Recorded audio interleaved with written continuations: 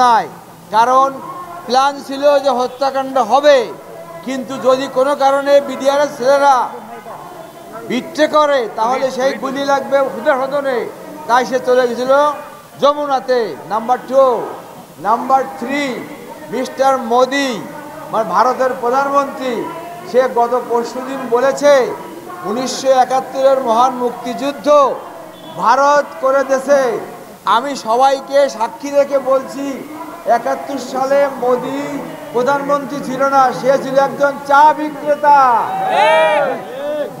তখনকার দিনের ইতিহাস বলতে হলে আমাদেরকে আনতে হবে জওহরলাল নেহরুর মেয়ে শ্রীমতী ইন্দিরা গান্ধীকে। সে বলতে পারবে hour interest their interest coincide together. আমাদের স্বার্থ ভারতের স্বার্থ মিলে আমরা পাকিস্তানের বিরুদ্ধে যুদ্ধ করেছিলাম। অতএব মোদি ভুল এবং মিথ্যে কথা বলেছে।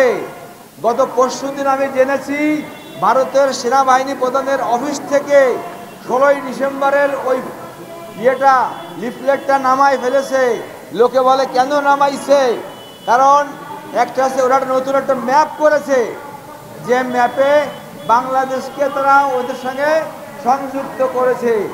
এইটার আমরা গুরুত্ব দিতে চাচ্ছি না। ভারতের থেকে পররাষ্ট্র সচিব বাংলাদেশে এসছিল পররাষ্ট্র সচিব দেখা করবে পররাষ্ট্র সচিবের সঙ্গে, অ্যাডভাইস দেখা করতে পারবে চিফ অ্যাডভাইজারের সঙ্গে। He had no business to meet the chief of army staff. আমরা জানতে চাই ভারতের পররাষ্ট্র সচিব সেনাপ্রধানের সাথে কি আলোচনা করতে এসেছিল। এইটা it will not be allowed to happen.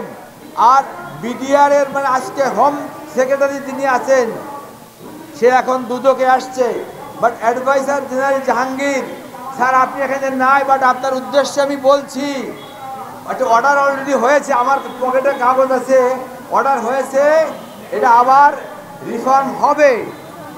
এর ব্যতিক্রম হলে আমি বলছি স্যার আপনি পদত্যাগ করবেন আধা ঘন্টার ভিতরে। ব্যর্থতায় আপনি ওই আপনার ডিওইসিতে যেতে পারবেন না। আমি কর্নেল হান্নান মৃধা আপনারে প্রতিহত করব। আসিফ নজরুল সাহেব আপনাকে শ্রদ্ধা করি, আপনাকেও বলছি আপনি যদি কোনো অবস্থাতেই ডক্টর ইউনূসের বিরুদ্ধে রাষ্ট্রের স্বার্থের বিরুদ্ধে একটা বাক্য উচ্চারণ করেন আপনাকে প্রতিহত করা হবে অত্যন্ত নির্মম নিষ্ঠুরভাবে।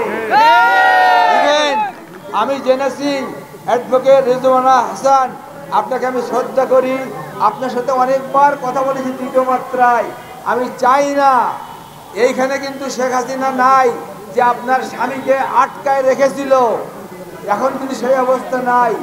আপনার কাছে অনুরোধ করছি বিডিআর হত্যাকাণ্ডে যে সমস্ত অফিসারদেরকে হত্যা করা হয়েছে এবং তাদের বিরুদ্ধে মিথ্যে কথা বলে বিডিআর সোলজারদেরকে হত্যা করা হয়েছে, এর পুনঃ তদন্ত করতে হবে এবং সেই তদন্তে যারা যাবে আমরা তাদের প্রতি তীক্ষ্ণ